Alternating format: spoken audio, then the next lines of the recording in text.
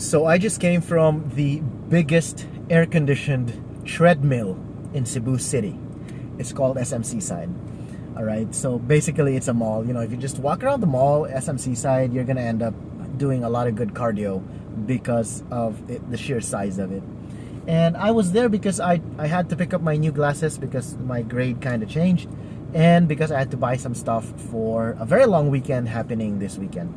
And as I was at the counter of the grocery and I was waiting for the lady to beep my stuff through the beeper, the cashier, you know, the toot toot toot, you know. So as I was waiting, there were these two people ahead of me. They were right in front of me. These two ladies, and they looked kind of young. And they were the lady one, number one, was talking to lady number two about her partner. I don't know if it's a boyfriend or a husband, or it sounded like they were living together.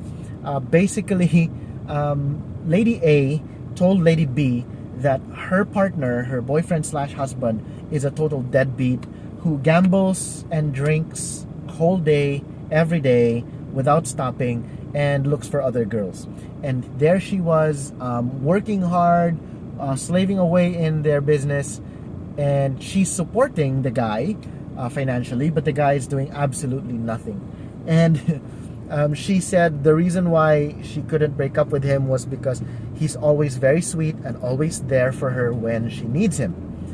Apparently, she caught the guy cheating on her again last week with another girl. Na ay ka-text bag-o. Alright? Well, that's what she said. Na ay ka-text nga bag-o. And she asked Lady B for advice if she should still confront the guy or just let it pass. Anyway, it's like that's his thing. He always has naagyo per mi ka text. He always has another girl that he's text mates with, so maybe she should just let this go. Or if she confronts the guy, how should she do it?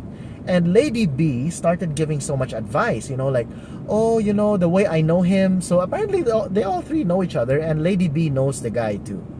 You know, the way I know him, he would become very defensive and he would get extremely upset and he will deny it, and then it's just going to add more problems.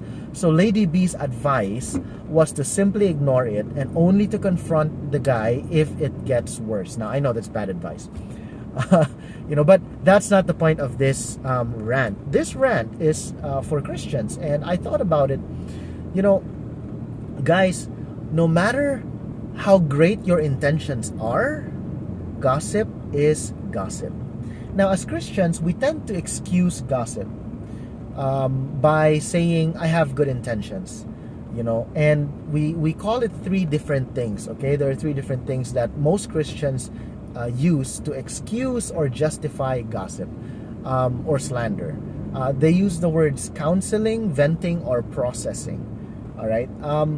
Counseling is, you know, I was just trying to get counsel from my friend. I just wanted to get advice from my trusted accountability partner, mature Christian, very biblical friend, very godly, older disciple of Jesus. You know, it doesn't matter who you ask. The Bible doesn't allow you to do that. The Bible says go to the person you have an issue with and talk to the person, right? Like, you're not supposed to be asking for advice about how to say certain things. The Bible says if you've got an issue with a person, go to the person directly. If it's not resolved, then you get a third party. Then you get advice. Then you get the counseling you need. But if you have not talked to the person directly yet, then that's the first step. Call it what you want. The Bible calls it gossip. The Bible still calls it slander. You can say, I was only trying to get advice. I was only trying to get some counsel. You could say, I was trying to get some processing. I wanted my biblical, godly, mature accountability partner, pastor, to process my feelings, to process my thoughts. That's not what the Bible says you should do. You're also not allowed to vent. Venting is our way of trying to get rid of a bad emotion by expressing it verbally. If you're talking about a situation, like if you're saying, you know, I just hate today, like a car splashed the canal water onto me while I was crossing the street, and then my dog got sick and my coffee spilled. If it's situational, fine.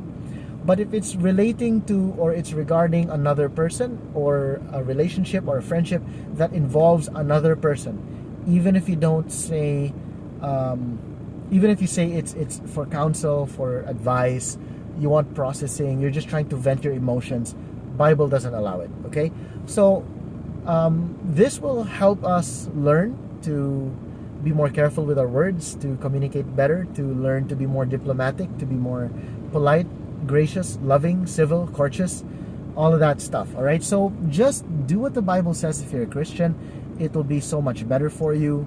No matter how you justify it, you will end up simply gossiping, slandering, being a stumbling block, and the people you talk to will have negative thoughts about the person you're talking about. All right, so don't try to excuse it or justify it with your good intentions, because the Bible tells us what to do and what we should intend to accomplish. The Bible talks about both what our intentions should be and the processes to accomplish those intentions. So we have to obey both what the Bible tells us we should intend and what the Bible says we should do to accomplish those intentions. God bless you guys.